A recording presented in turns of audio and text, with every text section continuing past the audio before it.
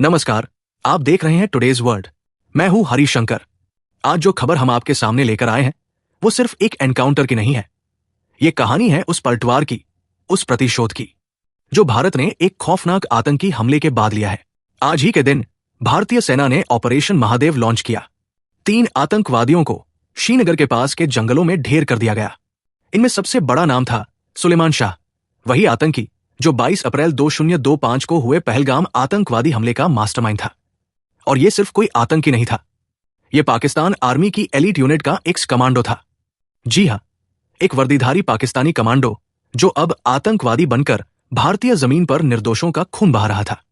इसके सिर पर 20 लाख रुपए का इनाम था और आज भारत ने इसे वहीं पहुंचाया जहां इसका अंजाम तय था। यह एनकाउंटर श्रीनगर के पास के एक घने जंगल में हुआ जहां ये आतंकवादी छिपे हुए थे। भारतीय सेना ने खुफिया जानकारी के आधार पर ऑपरेशन चलाया और सफलता पाई। लेकिन सवाल उठता है, एक पाकिस्तानी कमांडो आखिर भारत में कैसे पहुंचा? सच्चाई यह है, पाकिस्तान की सेना अपने ही कमांडोज को धर्म और नफरत के नाम पर ब्रेन वॉश करती है। फिर उन्हें लश्कर-ए-तैयबा, टीआरएफ जैसे संगठनों के जरिए भारत में भेज दिया जाता है। सुलेमान शाह टीआरएफ यानी द रेजिस्टेंस फ्रंट का टॉप कमांडर था। टीआरएफ एक मॉडर्न नाम, मगर काम वही पुराना, लश्कर का ही एक चेहरा। हाल ही में अमेरिका ने टीआरएफ को एक ग्लोबल टेररिस्ट ऑर्गेनाइजेशन घोषित किया है। भारत की एक बड़ी कूटनीतिक जीत। मगर पाकिस्तान टीआरएफ का समर्थन आज भी खुलेआम करता है, कहता है कि यह आतंकी संगठन नहीं है। क्या पाकिस्तान के झूठ का पर्दाफाश अब और साफ नहीं हो गया? अब बात केवल एक एनकाउंटर की नहीं है, बात है उस अंतर्राष्ट्रीय नैरेटिव की जिसे भारत को मजबूत करना है। पहलगाम अटैक के बाद कुछ लोग पूछ रहे थे, क्या सबूत है कि पाकिस्तान इस हमले के पीछे है? आज सुलेमान शाह की मौत सबसे बड़ा सबूत है। अब कोई शक नहीं रह जाता कि पाकिस्तान की सेना और इस आतंकवादी नेटवर्क के पीछे है। और यही से आता है ऑपरेशन सिंदूर का महत्व। हाल ही में भारत के CDS, chief of defence staff, ने कहा है कि ऑपरेशन सिंदूर अभी खत्म नहीं हुआ है, बल्कि आने वाले समय में ये और व्यापक रूप लेगा। उन्होंने एक बात और कही, भारत को अब जरूरत है इंफॉर्मेशन वॉरियर्स, टेक्नोलॉजी वॉरियर्स और स्कॉलर वॉरियर्स की। क्यों? क्योंकि युद्ध सिर्फ सीमा पर नहीं लड़ा जाता, आजकल युद्ध लड़ा जाता है इंटरनेट पर, सोशल मीडिया पर, अंतर्राष्ट्रीय मीडिया में।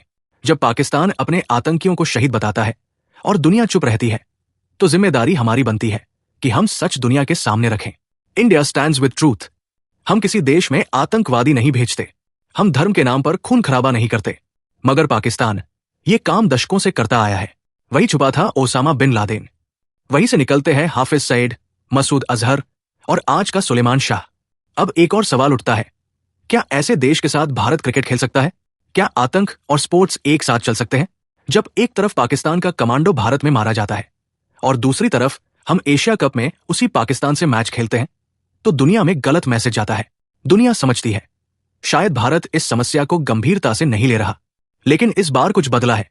सभी राजनीतिक पार्टियां, चाहे राइट विंग हो या लेफ्ट, एक बात पर सहमत है, टेरर और स्पोर्ट्स साथ नहीं चल सकते। ये वक्त है भारत को एक स्पष्ट संदेश देने का कि हम आतंकी देश से किसी भी स्तर पर नॉर्मलाइजेशन नहीं चाहते।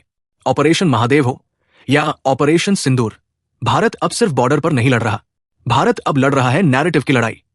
और ये लड़ाई तभी जीती जाएगी जब हर भारतवासी सच के साथ खड़ा हो। क्या आप खड़े हैं? लिखिए अपने विचार नीचे कमेंट में। मैं हूं हरिशंकर और आप देख रहे थे टुडेज वर्ल्ड। जय हिंद।